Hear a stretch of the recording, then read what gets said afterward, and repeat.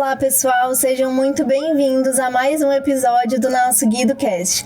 Esse espaço onde vocês já sabem que a gente quer falar sobre câncer em crianças e adolescentes da forma mais leve, respeitosa e completa possível. Para isso, hoje a gente trouxe duas convidadas muito especiais que já são sócias aqui do nosso podcast e vão dividir um pouquinho com a gente dos conhecimentos sobre cuidados paliativos. Esse assunto que envolve muito tabu, muito preconceito, muito medo, mas que a gente tem muito a aprender, porque é algo que tem muito a colaborar também com a vida dos nossos pacientes. Iniciando então o nosso papo, eu quero apresentar para vocês quem são elas, né? A Edilene Rocha, fisioterapeuta, e a Vânia Mendes, psicóloga, as duas profissionais da Casa Guido que estão aqui para dividir esse conteúdo conosco, dividir as experiências delas conosco. Então, começando para a gente explicar um pouquinho, para quem nunca ouviu, né, esse termo, cuidados paliativos, do que se trata isso, algo que é visto até assim com um pouquinho já de medo logo de cara. Oi, é um prazer estar aqui novamente e vamos falar então sobre conceitos, né, de cuidados paliativos.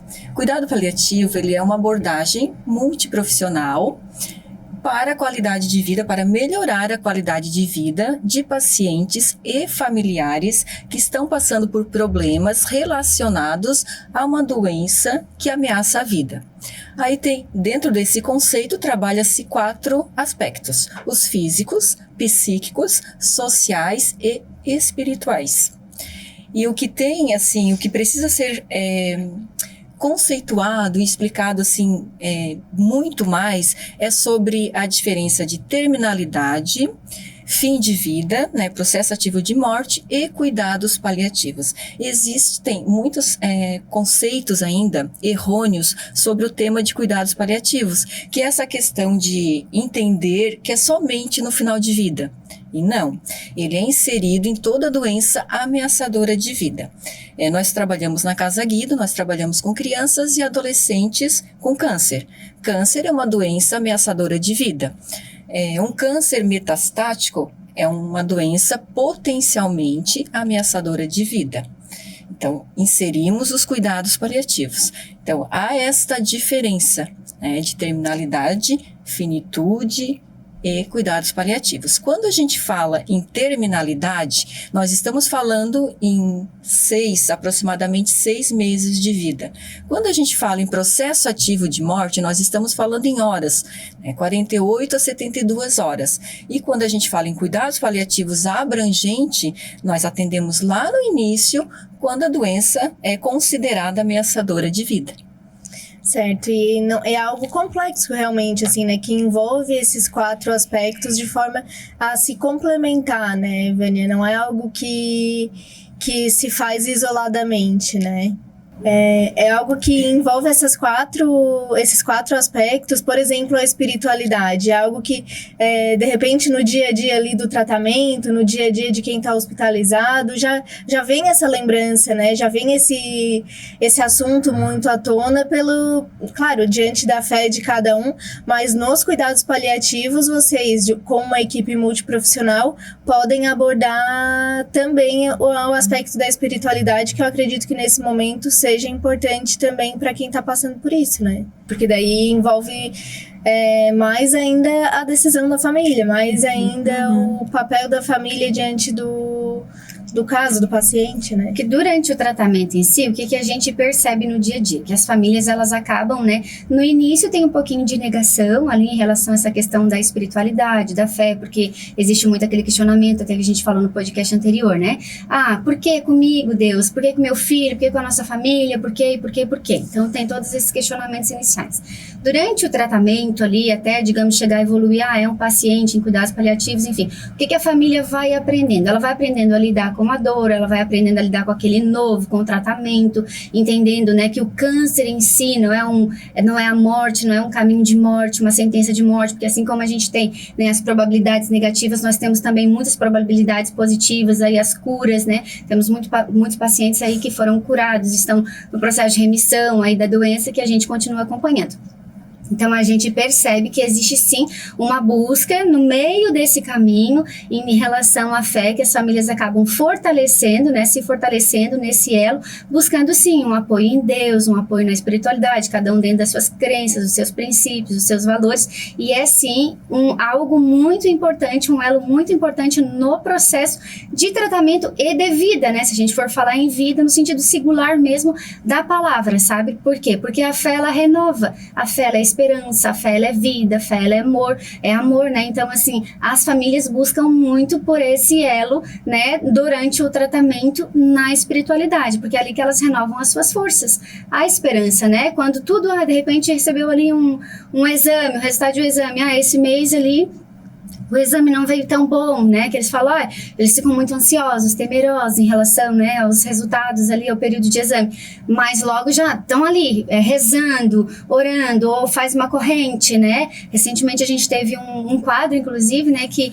através da própria equipe, veio da equipe do hospital, e assim veio, então, vamos participar da corrente de oração aí pelo, né, fulano de tal, porque a mãe tá assim, a família tá, né, na expectativa, e a gente precisa unir forças, unir oração, né, unir a fé, porque é isso, né? Então, não é questão de um credo religioso em si, mas a fé, a espiritualidade, porque a fé, ela liberta, ela cura, ela traz amor, afago, né? Pra gente e para as famílias. Então, dentro do processo de tratamento, do adoecimento, né? Dos cuidados paliativos, de forma geral, a gente entende que é um dos pilares fundamentais, né? Base de fortalecimento para as nossas famílias e para os nossos pacientes. Meninas, e com relação a quando é uma criança, né? Porque quando a gente está falando de pacientes adultos, claro, é tudo bem complexo, mas quando a gente fala de crianças e adolescentes, é mais complexo ainda, né? Porque envolve, da mesma forma que envolve muito a criança, envolve mais ainda os pais, às vezes os avós, enfim, né? Como é que funciona essa abordagem dos cuidados paliativos diante de um caso de uma criança e de um adolescente? A gente sempre costuma falar que existem 4 pilares importantes, independente se é criança, adolescente ou adulto. Certo, isso é um padrão, né? Isso, é claro que criança e adolescentes isso é muito mais sensível, mas primeiramente a gente precisa do conhecimento técnico de toda a equipe. Segundo, a comunicação, e essa comunicação ela precisa também de conhecimento técnico, né? A comunicação compassiva, digamos assim. Então, existem vários tipos de comunicação, verbal, não verbal, aí a escolha do profissional, né, dentro da sua capacitação para fazer esses atendimentos com crianças e adolescentes. E temos também a capacitação de toda a equipe e a humanização. E quando a gente fala em humanização, em cuidados paliativos, quando a gente vê aí nas mídias, a gente vê uma coisa muito bonitinha ali, da mãozinha em cima da mãozinha, da musiquinha, enfim, isso é importantíssimo, isso é humanização. Mas a gente tem que pensar como paliativistas algo um pouquinho mais. Humanização, tornar humano, tornar único. Então, a gente precisa fazer aquele paciente ser único e para isso nós precisamos conhecê-los. É como se a gente precisasse realmente da biografia dele. Né? A criança, principalmente, o adolescente, né? Porque a criança não vai ter esse entendimento de cuidados paliativos. O adolescente já está chegando, nós já temos experiências lá na Casa Guido, do adolescente questionar sobre cuidados paliativos. E isso é importantíssimo. E nós temos que ter essa comunicação compassiva, inteligente, importante, capacitada para fazer entender, né, sobre isso. Isso é capacitação técnica, é conhecimento técnico para conseguir entrar nessa situação, né, e fazer entender o que a gente precisa realmente proporcionar para a qualidade de vida, né, e não falar sobre morte, porque em nenhum momento cuidados paliativos fala de morte, e sim de qualidade de vida, né? Entender que é isso, né? Entender as fases ali. Tem pacientes que ficam em cuidados paliativos anos, 10 anos, enfim. Né? Então, fazer isso entender. E essa comunicação, ela precisa ser em equipe, por isso, sempre o trabalho em equipe é a melhor escolha. Todos os profissionais envolvidos, a comunicação sempre em forma de equipe mesmo, assertiva ali para cada caso e para cada idade, né? Porque o mais difícil é fazer a mãe entender, às vezes, quando é muito pequeno, porque a gente se coloca, a gente tem essa compaixão de entender, né, como se fosse meu filho, de querer fazer tudo, né? Façam tudo, eu quero que façam de tudo. E para nós que somos profissionais de cuidados paliativos, a gente gostaria que a fala fosse diferente, que fosse respeitem tudo, né? Dê o conforto, tudo que for possível, né? Que o fazer de tudo, de repente, tem uma outra conotação, né? Sim. Dentro do conceito. E de forma que a gente possa exemplificar, por exemplo, para quem nos acompanha, para quem nos escuta, o que seria uma abordagem de cuidados paliativos versus uma abordagem que não segue esse preceito e, de repente, se torna um pouco mais invasiva? Como assim? Por exemplo, assim, de que forma que a gente pode exemplificar um paciente que aceita o cuidado paliativo, né? De que forma que vai ser possível oferecer um tratamento diferenciado versus um paciente que insiste em passar por outros tipos de abordagem. Sim. Ou em tentar outros protocolos, por exemplo. A diferença é a qualidade que ele vai ter nesses dias, né? A angústia realmente da família e do profissional é quando há essa negação de aceitar. Aquele paciente que aceita a inserção dos cuidados paliativos, ele já vai ter uma compreensão, ele já nos procura com esta compreensão. Nós tivemos um exemplo recente em consultório ali na Casa Guido de uma adolescente que foi comunicada, a equipe médica comunicou que ela está em cuidados paliativos, que a partir daquele momento ela está em cuidados paliativos. Ela pesquisou, ela comentou com os amigos, ela comentou em casa com os parentes, e os parentes questionaram, assim, então não há mais o que fazer? Acabou o teu tratamento? Não tem mais nada para fazer? E ela veio me questionar sobre isso. E foi muito interessante, porque foi uma sessão de fisioterapia diferente, não houve nem reabilitação, foi uma sessão toda de conversa em relação a isso, porque ali na Casa Guido de adolescente, para a idade dela, foi a primeira vez que eu tive esse contato de ter essa procura, né, do paciente. E ela questionou assim, Ed, o que é cuidados paliativos na minha fase agora? O que tu tens para me falar de cuidados paliativos? E eu expliquei a ela, e ela assim, eu entendi, então o meu conceito tá certo, então eu vou fazer isso, vou falar isso que você me falou para os meus amigos que estão questionando, então vai fazer mais nada? E não, então quando tem isso, essa aceitação do paciente fica mais fácil, porque a gente trata um planejamento para isso. O que vai acontecer? Porque eles perguntam, o que vai acontecer? Nós vamos controlar os sintomas, nós vamos promover o conforto, né? No meu caso, fisioterapeuta, eu vou mais na parte física, mas eu também preciso entender, né, junto com a Vânia, a parte psíquica, junto com o serviço social, junto com o serviço espiritual, todo um conjunto. O nutricional é muito importante para a reabilitação. Eu vou trabalhar a funcionalidade, eu vou deixar o paciente com mais autonomia, através da cinesioterapia, que é uma conduta fisioterapêutica, eu posso aliviar a dor do paciente naquele momento, através da fisioterapia respiratória, aliviar a falta de ar naquele momento. Então, fica tudo mais fácil. E quando a questão de a família ou o paciente não aceitar, tudo que tu vai oferecer, eles vão questionar, mas isso por quê? Eu quero além disso, mas dá para fazer outra coisa? E a gente tem que entender também, aceitar também, ter essa comunicação novamente, né, compassiva, para fazer entendê-los que o caminho é esse, né, que às vezes não vai ser encerrado o tratamento, não é a privação desses tratamentos, é a inserção de novas terapias, né? Talvez precise de cirurgias, sim, pode ser, tem cuidados paliativos que fazem cirurgias, quimioterapia, radioterapia, desde que isso não seja desnecessário naquele momento ou que vai causar mais dor, enfim, é para alívio e para conforto. É interessante tu citares isso, assim, de que durante o cuidado paliativo pode estar acontecendo outro tratamento, né? Porque muitas vezes é visto como ou uma coisa ou outra, né? E por isso que, de repente, tem esse medo de falar sobre isso e o entendimento de que, bom, se eu aceitar, eu tô desistindo. né? Tu achas que é assim que as famílias enxergam, Vânia, pela tua experiência? Sim, na verdade, a questão do paliar, né? Ele vem do latim, né? Então, assim, o que significa o paliar? Ele é manto, né? Ele cobre, ele encobre. Então, já seria esse cuidado, né? O que a Ed está trazendo é essa questão mesmo do cuidado dentro de cada prognóstico, cada clínica, cada paciente, ele é individual, é singular o seu tratamento, né? Por isso que ela fala dos protocolos, das abordagens clínicas ali, os tratamentos, que sim, o que a família precisa entender e nós, enquanto equipe, né, precisamos trabalhar nessa conscientização em relação a esse entendimento, esclarecimento para eles, que o cuidado paliativo não é deixar de tratar, né? Muito pelo contrário, o paciente ele continua sim sendo tratado, sendo acompanhado dentro da sua clínica, né?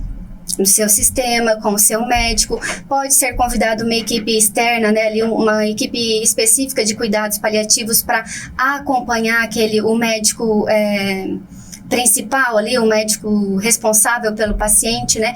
Por quê? Porque o cuidados paliativos, ele não adia e nem estende a questão da morte, né, do paciente em si. Realmente existe aí um tabu das pessoas se fazendo entender que o cuidados paliativos em si é como se a gente estivesse desistindo, né, da vida. E não, muito pelo contrário, a gente vai ofertar todo o cuidado e a mais do que aquele cuidado clínico, né, ou aquele protocolo que o paciente havia recebido desde o início ali do seu tratamento oncológico ou para qualquer outra patologia, né? Porque é isso, cuidado paliativo não está só dentro da patologia do câncer em si, né? Mas para todas as patologias, porque realmente é como a gente falou lá no início, é para toda doença que ameace a vida do sujeito, né? Então, as famílias se fazem entender num primeiro momento que é isso, não, estão desistindo do meu filho, estão desistindo da minha filha. E não é isso, seria realmente para trazer para uma zona de cuidado. Então tá, vamos olhar esse sintoma, né? No caso da questão física, né? Então tem um profissional específico para estar olhando ali para a necessidade daquele paciente, né, e vai atender aquela demanda. A questão psíquica, emocional, né, então a gente encaminha, a gente trabalha com essa equipe que está por detrás, né, para um profissional de psicologia. A questão espiritual, temos ali também uma pessoa responsável, né, que é o capelão, né, que a gente chama, que vai também estar dando esse suporte, né, espiritual para essa família. E assim a gente vai abordando a necessidade dentro de cada família, com cada paciente, né, seja ele criança, seja ele adolescente ou jovem, para a gente poder fazer esse encaminhamento e o manuseio das necessidades reais, né, voltada e naquele momento, né, daquele paciente, daquela família, esclarecendo, né, essas dúvidas. Então, assim, dentro desse exemplo que a Ed trouxe, né, em relação ao paciente, perguntar para ela, né, o que eu tenho percebido hoje na casa, né, assim, às vezes por falta mesmo de conhecimento e até por um medinho que a família tem, então assim, vai aqui, vai ali, vai lá e começa, o que é? E claro, assim como a gente tem as nossas curiosidades e às vezes quer expandir conhecimento, tem aí o Dr. Google, tem aí a dona internet da vida, que a gente vai, bota ali e né, dá um clique na tela e já vem as respostas pra gente, mas muitas vezes ele não tá pronto ainda, preparado para ouvir aquilo que ele realmente vai escutar naquele momento, né? Então ele fica se cercando de todas as possibilidades e as opiniões, e o que a gente precisa deixar como base, cuidados paliativos não é o nosso achar, né? É o meu achar, eu tenho um parecer, não. A Organização Mundial de Saúde tem lá o que é cuidados paliativos, quais são os princípios, né? Qual é o conceito de cuidados paliativos, e cada equipe, né, vai trabalhar em cima daquilo que é entendido, não é desistência da vida, muito pelo contrário, né? E aí cada membro dentro da sua categoria, dentro da sua especialidade, vai atuar diretamente naquela linha de cuidado e dentro da necessidade específica daquela família, daquele paciente. Então eu percebo, né, que vai ali porque quer se sentir seguro, porque às vezes se sentiu amedrontado, sentiu um receio, tá, mas e agora? Né? Porque realmente faz a gente sair de dentro da caixa, da nossa zona de conforto, né? E agora? Será que o que eu fiz da minha vida, eu estou fazendo realmente bate com tudo aquilo que eu planejei para futuro, e assim vai? Então tira a gente dessa zona de conforto, né? Será que o que eu fiz até agora é suficiente? Será que aquilo que eu quero para futuro eu vou conseguir alcançar? Porque a gente não para pensar todos os dias, porque é como a gente está aqui agora, pode ser o nosso último dia, pode ser que a gente não chegue em casa, mas falar sobre o processo de finitude, de morte, morrer, né, de alguma coisa que nos ameace, que ameace a nossa, né, vida, a nossa existência, realmente faz faz com que o ser humano saia da sua caixa e pense a respeito de si, passe a valorizar as pequenas coisas. Esse é o diferencial, e às vezes realmente se torna um tabu falar sobre isso, porque será que a pessoa que eu vou sentar na roda realmente está aberta para pensar fora da caixa, para pensar sobre possibilidades que foge daquilo que ela se programou para a vida? Porque a gente é cheio de planos e desejos de futuro, mas e aí? Será que esse é o meu momento? E principalmente diante de um cenário de dor, caótico, de medo, né? Que é quando entrou ali na zona, né? Na linha de frente com câncer, na empreitada, né? Em lidar com a doença, nessa patologia, porque muitas vezes eu falo assim, Mayara, para as mães, eu sou mãe. Antes de ser psicóloga, eu sou mãe. Então, né, hoje mesmo eu me vi numa situação assim, mas eu não consigo, eu sei lidar com isso, eu amo trabalhar com isso, faz parte da minha existência e do meu ser, mas como mãe, eu tenho total liberdade, autonomia e autoridade para olhar nos teus olhos e dizer, eu não conseguiria, eu não me vejo nesse cenário, eu não conseguiria passar por isso, né? E a gente sabe que não vem uma força do além que diz, nossa, como você é forte agora. As mães são fortes porque elas precisam ser fortes, né? Porque elas não tiveram possibilidade de escolher diferente, entende? Então, realmente, assim, como a Edi trouxe nesse início, é difícil mesmo a gente abordar um tema que é tão delicado, né? Que não é recente, mas ainda assim é um tema muito recente, porque a gente foge do tema, porque a gente foge disso. Ninguém quer viver para a sua morte, né? E tem um livro que fala aí, né, sobre que a morte é um dia que vale a pena viver. É um livro espetacular, se alguém tiver oportunidade, compre e leiam, porque faz todo sentido. E uma das frases que eu trabalho muito no consultório e na escuta com os meus pacientes é: nós não vamos viver para sempre, né? Hoje pode ser realmente o nosso último dia. Quantas vezes, e principalmente diante do cenário atual da nossa existência, do nosso mundo, a gente, é só abrir ali a internet, hoje não é nem um noticiário, é qualquer rede, um acidente não sei das quantas, um assalto não sei das quantas, sabe? E, assim, e acontece porque a vida é um sopro, né? E agora? E a gente está preparado para falar sobre isso? Né? A gente nunca está preparado para falar sobre isso. E quando eu falo para as mães, eu falo com toda sinceridade, eu falo, eu não conseguiria. Talvez se eu realmente vivesse esse cenário, eu seria forte, uma leoa, uma desbravadora, como elas são. Porque elas são corajosas, elas são fortes, elas passam noites e noites em claros, né? Igual a mãe que traz esse relato agora, mas e agora? Não, meu filho é paliativo, mas não é um paliativo terminal, sabe? Porque realmente, dentro do conceito tem isso, o finitude, o paciente terminal, o paciente que entrou, por quê? Porque a gente entende que é uma doença que ameaçou a vida, já é, né? Mas, e agora? Mas não é por quê? Porque a gente foge sempre do caminho que é o nosso destino, né? E assim, aí eu trabalhei mais dias, menos dias, tudo que a gente sabe, que a nossa consciência se faz entender é que a gente caminha para isso. Então, assim, a gente já tá no final do dia hoje. Então, hoje eu vou dizer, é menos um dia que eu tenho. E logo amanhã eu posso dizer, se eu me referir amanhã mais um dia. Se eu acordar, se eu abrir meus olhos, né? Então, assim, mas hoje já é menos um dia. Hoje ele não vai voltar. Tudo que aconteceu hoje, eu não vou poder mudar, né? E eu posso planejar um amanhã diferente e um comportamento, uma atitude, um posicionamento de forma diferente. Mas hoje eu não posso voltar com uma borracha e apagar, né? Então é uma conversa que é difícil, que é delicada, mas a gente tem abordado cada vez mais, né, na equipe, tanto na equipe da casa quanto com a equipe do hospital. A gente se desloca, a gente, doutora, dá um socorro aqui pra gente, de que forma que a gente pode trabalhar alinhada com a senhora, com o tratamento que a senhora já vem ofertando, porque a gente entende que ele tem um segmento, ele tem lógica e ele tem um conhecimento específico do qual nós não temos, porque realmente cada uma vai atuar dentro da sua linha de cuidado, né? E vamos tentando trabalhar e sincronizar, não é para mim, é para lá, então a gente direciona. É um caminho espiritual, tá? A gente direciona. Não, Edi, tem um paciente aqui para você. Edi, Vânia, tem um paciente aqui para você porque abordou determinado, né, assunto. Tivemos aí a experiência também de uma paciente que a gente tratou, que a mãe teve a aceitação do processo de cuidados paliativos, né? Que talvez a gente possa estar discorrendo logo mais. Sim, era uma das questões que eu queria que vocês compartilhassem conosco, assim, para ficar claro para quem nos escuta, como é que é esse processo para quem aceita e para quem tem um entendimento de tudo que esse universo pode oferecer. Nós tivemos recente uma mãe né, que foi um grande aprendizado para nós todos, né, como equipe, porque ela aceitou. E nós atuamos como cuidados paliativos nessa criança na terminalidade. Um pouco antes ainda, porque teve aí uns 3 meses ainda de sobrevida. E a mãe aceitou, a mãe foi super compreensiva e aceitou todos os cuidados. No final, ali na terminalidade, ela optou pelo tratamento domiciliar.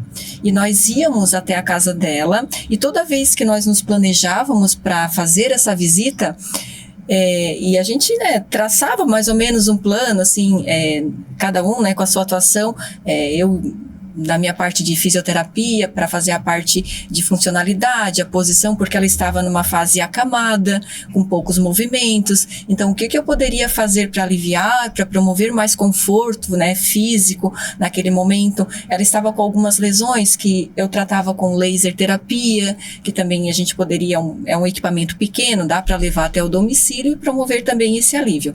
Só que nós chegávamos na casa dessa paciente e a gente recebia uma grande palestra, digamos assim, da mãe. A mãe nos recebia e o que ela falava, o que ela era grata pelo momento que ela estava vivendo. Ela era grata a Deus, ela cultivava a fé dela e ela dizia, entendia que estava em cuidados paliativos, ela entendia que estava na finitude e que essa abordagem de cuidados paliativos para o controle dos sintomas era o que ela precisava naquele momento. E a gente saía de lá com uma grande aula, né, da própria mãe. A gente levava o conhecimento, achava que estava levando e saía de lá muito mais formadas, né? Foi uma grande experiência, né, dessa mãe com esta criança, porque as internações começaram a ser um pouco desconfortáveis, porque né, quarto de hospital, tem as intervenções invasivas, as coletas, né, de sangue, enfim. E na casa dela não, ela estava no quarto dela, com o cachorrinho dela, com uma TV assistindo a série que ela gostava, com a família, o irmãozinho ao redor ali fazendo a baguncinha dele. Então ela estava num ambiente confortável e a equipe toda proporcionando o conforto dos eventos, né, que aconteciam ali, que deixavam ela com algum sintoma, digamos assim. Foi uma experiência muito importante, assim, foi uma das melhores ali na casa, em relação.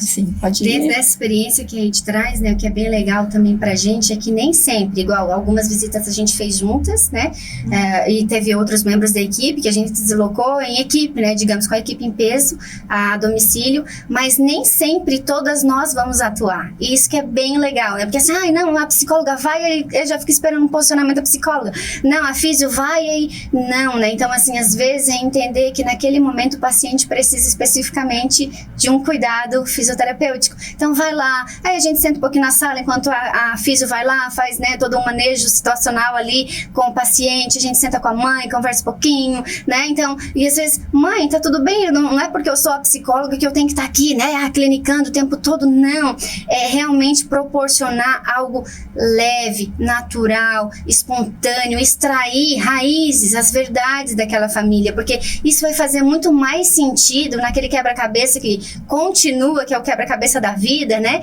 Do que se a gente montar simplesmente, não, tem uma determinada técnica, eu vou usar aquela técnica e eu tenho que ser diretiva. Não, dá espaço, sabe? Então, a gente, por isso que aí de trás, né, a gente aprendia muito mais, porque é isso, quando a gente se faz entender que a gente vai ganhar mais, que a gente vai aprender mais do que aquilo que a gente leva, a gente se torna tão pequeno e realmente faz realmente entender o significado da nossa existência, que é o processo de servir dentro daquilo que a gente escolheu para nossa profissão, que cada profissão tem lá o seu juramento, né? E nesse sentido mesmo, então eu vou para servir e servir a Maiara dentro das necessidades que ela tem, que ela traz pra gente naquele momento, né? E essa mãe em específico, porque assim, depois que a gente começou a atuar dentro dessa linha de cuidado, né? Que é uma linha recente pra gente na casa, falando, eu acompanho ela, assim como outras mães, né? Infelizmente a nossa Sara nos deixou, a gente diz infelizmente porque ela partiu, mas assim, partiu com a consciência e com a bênção da mãe, então assim, por isso que não tem problema de falar o nome, enfim, porque assim, essa mãe foi muito consciente, essa mãe foi muito grata por cada processo, por cada cuidado, por cada silêncio, porque não necessariamente a gente trazia uma palavra, entende? E na semana passada, inclusive, ela deixou um áudio para mim, para outras mães, que ela disse, olha, principalmente no processo do velório ali, porque daí a gente se faz presente também nesses momentos, né? Olha, o pastor que fez ali a cerimônia para eles, ela disse, tudo que eu podia, né? Tudo que a família pôde fazer, tudo a família fez. A Sara não deixou de receber amor, a Sara não deixou de receber um cuidado, seja da fisioterapia, seja da equipe técnica lá do hospital, seja médico, sabe? De nada, ela não deixou de receber nada daquilo que ela precisava. Ela teve tudo na medida, nem para mais e nem para menos, a medida das necessidades dela e da família. Então foi uma mãe assim que se encorajou de tamanha força e entendeu e aceitou, e ela entende que o processo da filha vai se fazer ainda para curar outras vidas, entende? Então, assim, realmente, a gente trouxe ali no começo a palavra, né, de cuidados paliativos em relação à compaixão, porque muitas vezes a gente usa, seja empático, a empatia e compaixão são duas coisas bem diferentes. E o cuidados paliativos está bem dentro desse nicho, assim, da compaixão mesmo, sabe? Que é o que essa família, essa mãe representou e trouxe para nós, né? Dentro da existência e do legado que se constrói dos cuidados paliativos e do cuidado como um todo, né? Dentro da patologia para as nossas crianças, que é tão difícil, porque a criança já sensibiliza, né? Tudo bem que um adulto a gente sabe que vai passar por tudo e mais um pouco, da mesma maneira, né? Mas a criança sensibiliza pela falta de expansão de consciência, porque o adulto ele já é maduro para entender determinadas coisas. E às vezes, a gente até que tá ali no bastidor entende, não, às vezes o adulto sabe menos do que a criança. Entende? Porque é justamente aquela pureza, né? Aquela inocência que a gente precisa para lidar. Porque mesmo sendo adulto, a gente precisa ter um coração ou ser igual uma criança, né? Se a gente se fosse dessa maneira, muitas coisas se tornariam tão leves, entende? Nesse sentido. Claro, porque muitas vezes a gente, enquanto adulto, problematiza algumas coisas também que a criança naquele momento não consegue enxergar. E aí, dessa forma, realmente, sendo criança, entendendo que, assim, se desde o começo eu sei que a partir do momento que eu nasci, eu só tenho a certeza de que a vida vai acabar, acaba se tornando um pouco lógico, né? Ela sofre um pouco menos de entender esse processo. Mas eu, pessoalmente, sou muito curiosa com relação a esse assunto, porque, enfim, muito apegada com a família também. Eu tenho lembranças, por exemplo, de desde muito pequena ter medo, assim, de perder o pai, de perder a mãe, e eu vejo, assim, como isso era difícil também, é um assunto difícil para se tratar em casa, porque a minha mãe também não podia me dizer, não, filha, eu te prometo que a mãe não vai te deixar, ela não podia me dizer isso, só que ao mesmo tempo não é algo que a gente falava. Entende? Que a gente que se falasse com naturalidade, eu tinha esse medo, era como se fosse um tabu, ela não podia, né, o meu pai e minha mãe não podiam nos prometer nada, mas ao mesmo tempo ficava por isso, né, e até na escola, enfim, nas conversas, seja em crianças, adolescentes e adultos mesmo, a gente tem dificuldade de falar sobre a possibilidade de morrer, né. Eu vejo, por exemplo, assim, a Vânia atendeu o meu avô, né, e ele estava no hospital numa situação já um pouco difícil, e por isso que eu digo que quando é com a gente, eu consigo entender se eles me dissessem com todas as palavras que era um cuidado paliativo, mas ele dizia assim, eu quero te ver casar. E aí eu dizia, não vou, mas o vô vai, sabe? Ou assim, acho que eu não vou mais pra casa. Não, mas o vô vai melhorar. Esse é o nosso ímpeto de dizer, porque a gente não consegue ser maduro, assim, e elevado para conseguir conversar com a sinceridade de que talvez não vá mesmo. Talvez se eu fosse sincera, eu pudesse dizer para ele, vô, talvez o vô não veja, mas comigo o vô vai estar sempre. Só que naquela hora a gente não consegue alcançar essa maturidade, né? Hoje eu consigo enxergar isso, mas porque eu gosto desse assunto, enfim, já li alguns livros sobre isso e gosto de conversar mesmo. Mas como é difícil a gente, por exemplo, a mãe da Sara, eu acho que até, sei lá, uma coisa assim, ela é meio elevada espiritualmente para conseguir dizer, olhar, né, ver a real situação e entender o que eu posso fazer de melhor agora é isso, e estar tranquila diante dessa realidade que foi o melhor que ela pôde fazer, né? Essa foi a realidade dela, mas como é difícil a gente alcançar essa maturidade. Quem sabe um dia, né, falando sobre isso, a gente consiga, falando mais, né, e conversando e aprendendo principalmente, né, a gente consiga ir entendendo que a gente não precisa negar todo o tempo, né, porque, de fato, é a única certeza que a gente tem e a gente tem tanto medo de falar sobre isso. E eu acredito que para vocês, diante dos casos de crianças e adolescentes, o mais natural, né, o mais comum seja justamente isso, né? Não, a gente vai vencer, ou a gente... E aí, outra, vencer não significa não morrer. Isso. Né? Tivemos uma paciente também que nos deixou esse ano, e a gente até estava conversando sobre ela antes de começar, né, o podcast, e ela deixou para a família. Assim, nas últimas horas que ela teve ali em vida, e ela teve um ato, assim, de coragem, porque eu acompanhava ela no consultório, né, na escuta ali, orientada, e naquele momento ela foi tomada de um ato de coragem, de um ímpeto, assim, que antes ela tinha medo, porque o que a gente percebe? As famílias tentam se proteger muito, né, quando é filha adolescente, assim, principalmente, jovem, então, eu vou proteger minha mãe, porque minha mãe tá sofrendo muito, porque é impossível não ver o sofrimento, né, e vice-versa. Então, essa jovem em si sempre tentou proteger e privar a mãe de todas as dores e as emoções daquele momento. E a mãe da mesma maneira. Só que naquele momento ali do processo, né, de terminalidade mesmo, de finitude, ela escreveu específico, assim, mensagem específica para o pai, para a mãe, sabe, para os irmãos. E uma das coisas que ela deixou e fez questão de deixar bem claro, eu nunca desisti, eu venci. Né? Não é porque não alcançou a cura da doença, do câncer em si, que a pessoa não venceu. E é isso mesmo, é nesse ápice que a gente pensar de maneira altruísta, né? Porque é isso. Então, o que é o altruísmo? Dentro dessa mãe ali, o modelo da Sara, ela foi muito altruísta e a gente conversou com ela na sala, né, Ed? Nossa, você... Então, assim, naquele momento ela não precisa de uma palavra do psicólogo em si, né, de apoio, porque naquele momento ela entendeu, ela revelou pra gente. Tivemos uma virada de chave. Claro que muitas vezes através de conversas conosco, de específicos ali, né, que ela sinalizou, olha, Ed, de repente quando a gente começou a atender lá assim, eu vi o profissional de físio diferente e como você alcançou a vida dela, né, foi diferente, a mesma coisa na questão da psicologia.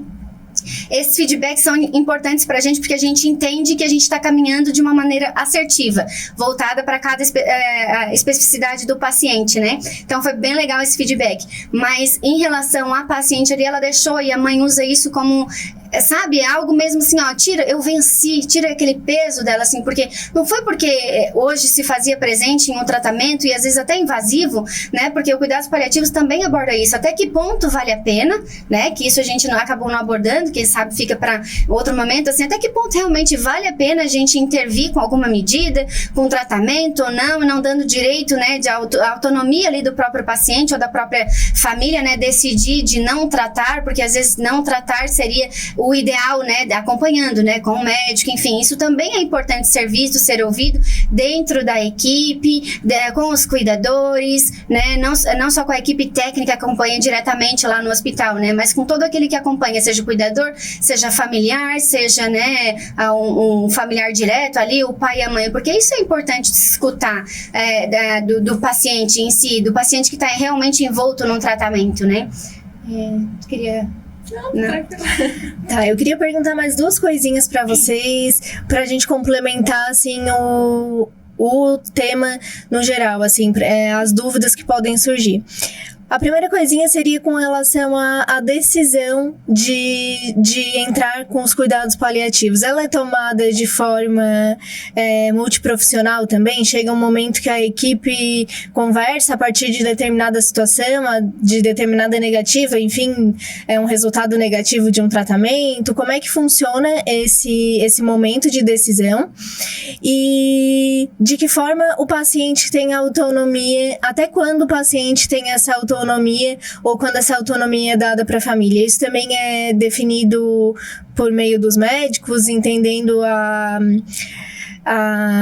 o quanto esse paciente está ainda consciente das suas decisões? Como é que funciona? Essa decisão é uma decisão clínica que envolve toda a parte multiprofissional. Para essa decisão clínica, depende da fase do tratamento e de protocolos utilizados. Em cuidados paliativos, existem várias escalas que são aplicadas, que definem cuidados paliativos e a fase que ele está, que são escalas específicas, né? Então, segue mais a parte clínica, que daí é expandida para toda a equipe, e isso comunicado para a família.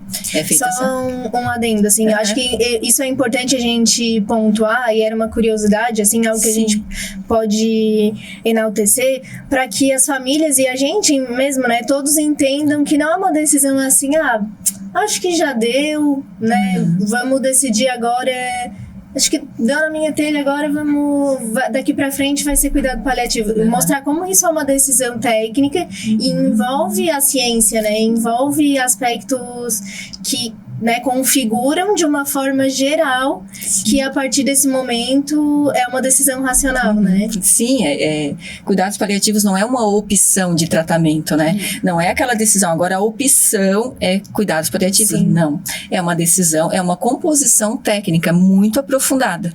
Isso é importante, porque é uma dúvida mesmo, né? A partir de que momento que virou cuidados paliativos? Tem toda uma abordagem, é um aprofundamento específico, assim, tem escalas, por isso que a gente sempre fala que o primeiro pilar é o conhecimento técnico, para poder definir que a partir daquele momento as possibilidades curativas deixaram, né, de seguir aquele caminho e serão outras possibilidades. Não é a privação delas, né? E essa comunicação é importante, né, para toda a equipe, para que toda a equipe ali esteja capacitada para essa compreensão também.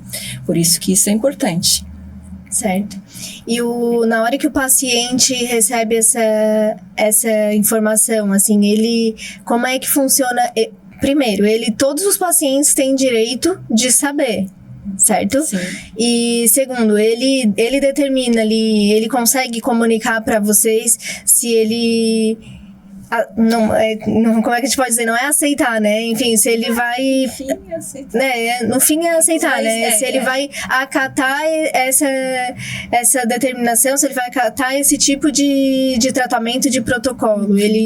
Vocês conseguem fazer essa conversa, assim, para que eles mostrem qual é a opinião deles, qual é o posicionamento, se eles já pensaram sobre isso. E como a Vânia comentou, existe a maturação, vamos dizer assim, da ideia, de repente, né, contar para ele hoje que vocês chegaram a essa conclusão e dar um tempo para que ele consiga entender. Para isso também existe uma capacitação técnica, chama-se comunicação de más notícias. Existem também toda uma fundamentação para dar as más notícias. E aí a equipe é formada, né? Dentro do hospital existe uma equipe de cuidados paliativos para essa comunicação. Quando chega na Casa Guido, nós já chegamos com essa indicação clínica. Isso. As doutoras, as oncologistas já nos passam essa informação, esse encaminhamento. Mas lá dentro do hospital existe uma fase do tratamento que é isso. A partir do momento, cuidados paliativos, existe uma técnica para comunicação de más notícias. Aí existe sim a aceitação, como você citou ali, para deixar bem claro, ou a negação de pacientes. Crianças, a gente vai tratar os pais, né? Adolescentes têm esse direito, mas muitas vezes, por ser menor de idade, os pais, né, que assumem essa responsabilidade da aceitação ou não. É aquela coisa que a gente falou, né? Não, eu quero que façam de tudo. Né? E a gente tenta fazê-los entender que respeitem tudo. Que respeitar tudo não significa deixar de fazer nada. Então, tem essa questão. Não sei se tu queres complementar sobre isso. Que dentro disso, assim, é como a gente está trazendo, assim. Então, já existe a equipe formada lá no hospital. Quando o paciente chega para nós, Casa Guido, geralmente ele já chega. Mesmo que a gente não saiba diretamente da família, pela família, através da família, que aquele paciente evoluiu a um cuidado paliativo, aí tem a nossa comunicação com a equipe técnica do hospital para que a gente tenha uma linguagem homogênea e sejamos assertivos e possamos dar continuidade naquela, né, andar alinhado, digamos assim, né? Então, para que a gente possa funcionar dentro da nossa atividade ali na Casa Guido. Então, às vezes, não é nem a família que trouxe pra gente, porque ele tá ali naquele processo, né, de aceita, não aceita, será que isso é bom, não é bom? Porque o que eles querem é ver, eu quero a cura lá, eu quero curar, eu quero viver, eu quero ter vida, porque eles não se fazem compreender a dimensão e a extensão que é essa questão, né, do cuidado paliativo em si, né? Então, assim, chegou lá, então aí a gente começa, tá? Através da equipe, a gente teve essa comunicação, essa porta aberta, a gente sabe que família X, Y, Z agora tá numa abordagem de cuidado paliativo, a gente deixa a família chegar, cada um dentro da sua, né, do seu atendimento, vai se fazendo, vai recebendo aquelas informações e vai trabalhando, porque, né, lá no consultório, no atendimento da Eide, já tem os manejos dela, as técnicas dela, o jeitinho dela, que só ela sabe, né? E a forma como ela vai alcançar aquele coração, né? Que é a mente. Da mesma maneira a psicologia, e assim a família, o paciente, né? Vai abrindo espaço para que a gente possa trabalhar em cima dessas informações e então andar em conjunto, né? Nessa linha tênue, para que eles possam realmente se fazer entender e abstrair, né? De uma maneira mais clara ali o que é esse cuidado e de que maneira que a gente vai caminhar daqui para frente. Mas assim, como equipe Casa Guido, é importante a gente salientar que já vem do hospital, né? Evoluído a esse tipo de cuidado. E aí ali dentro do nosso serviço, né, da casa de apoio, cada um dentro da sua disciplina vai atuar conforme as necessidades e as demandas que esses pacientes, a família, trazem pra gente, mas já é trabalhado lá com a equipe, né, a primeira equipe. É importante que tenha, né, a equipe formada, porque a gente sempre costuma dizer que ninguém consegue fazer um trabalho sozinho, né? A gente sempre vai precisar do apoio do outro, vai precisar bater na portinha, vai precisar abrir uma janelinha, às vezes até uma extensãozinha lá no telhado, porque a gente precisa de braço mesmo. A gente, às vezes, tem conhecimento que não nos compete, que é isso que a Ede traz bastante na fala dela, né? E a gente tem que ali buscar socorro mesmo no vizinho, sabe? Porque é necessário para que a gente complemente um outro e a gente dê vida, né, nesse cuidado e que a gente consiga alcançar e chegar no resultado ali comum, né?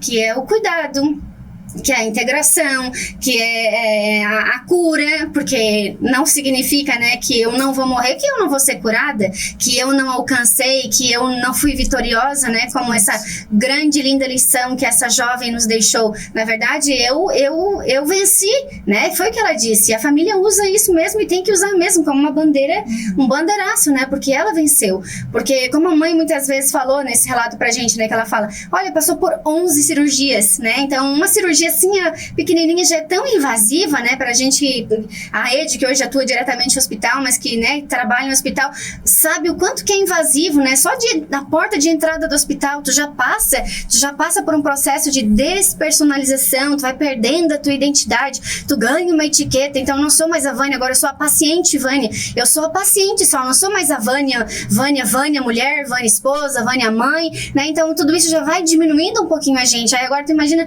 quantos procedimentos, o quanto invadidos são esses pacientes, essas crianças, essas famílias que abandonam seus lares, as suas identidades, né? Então, assim, existe muita renúncia nesse processo, né? E a gente fala isoladamente de temas específicos, né? E a gente não olha para o todo. E aí é fácil, né, de a gente se perder nesse mundão todo. E não, a gente tem que olhar para um todo, porque para entender a singularidade, né, essa pessoa específica que tá ali, às vezes se queixando, que às vezes a gente também fica bravo, né, de, ai, como é que não entende? Claro que a gente não, porque tem que entender, mas a gente, é aquela questão do empatia versus compaixão, né, que foi falado, e é isso, né, e a gente, opa, não, vamos olhar, né, com um olhar maduro, com um olhar resiliente, com um olhar experiente, com um olhar de vida, de esperança, né, de cura, com propósito, que é isso que faz a diferença, né, dentro da nossa assistência.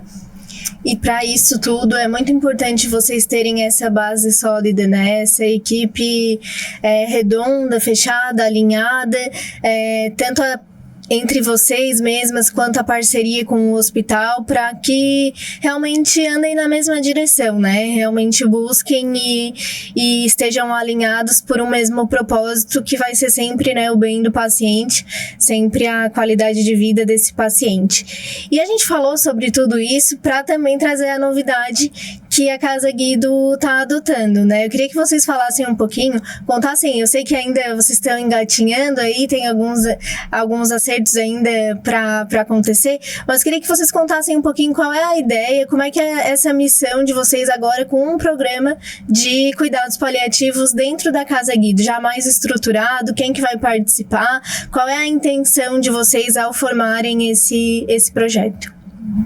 Então, esse programa ele está em construção. Esse programa de cuidados paliativos na casa, ele surgiu como uma necessidade, né, das nossas experiências na casa mesmo, com aceitação, com mães com aceitação e com a negação também. As que nos procuravam para, né, sanar todas as suas dúvidas e inserir no tratamento os cuidados paliativos, e também aquelas mães que não aceitavam ou não aceitam os cuidados paliativos. Foi partindo dessa demanda na própria casa que nós criamos, né? Então, vamos criar uma proposta, um programa de cuidados paliativos, porque é uma necessidade. Se nós estamos falando de cuidados paliativos com doenças que ameaçam a vida e nós estamos dentro de uma casa de apoio, né, de doenças oncológicas que são altamente ameaçadoras de vida, vamos ter esse programa instaladinho. E para isso a gente precisa de uma equipe capacitada. Hoje nós iniciamos com uma equipe com a psicologia, com a assistente social, nós temos a Zuma, que é psicóloga, que faz a parte espiritual, tem eu como fisioterapeuta, temos nutricionista e estamos pensando aí na parte de enfermagem também, que é uma necessidade que a partir do momento que a gente vai inserindo esse programa, vão surgindo as necessidades, né? Como esse caso dessa paciente que nós atendíamos em domicílio, ela tinha alguns